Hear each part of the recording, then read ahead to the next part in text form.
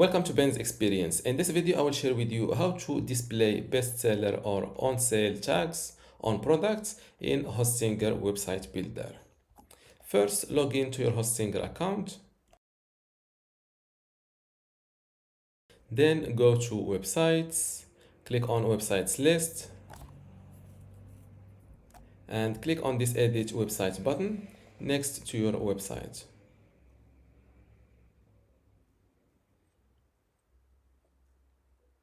This is my website in Hostinger website builder, and to add my tag on products, first I need to switch from website builder to manage store.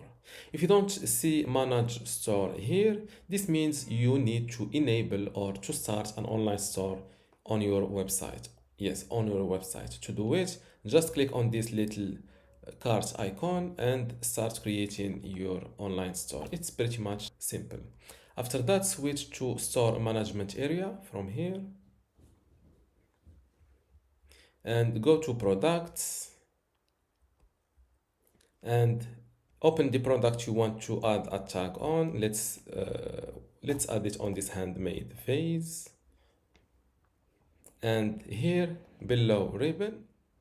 Before we continue, I want to let you know that you can get access to my Hostinger website builder masterclass online course today for free.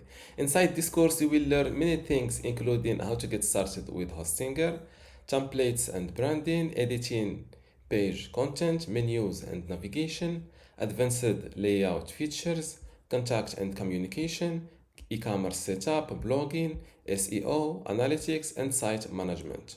To get access to all of this today for free, plus my other online courses about Hostinger web hosting or Hostinger Horizons, just visit this page academy.dotcom.builders and you will see how to join and get all of this today for free.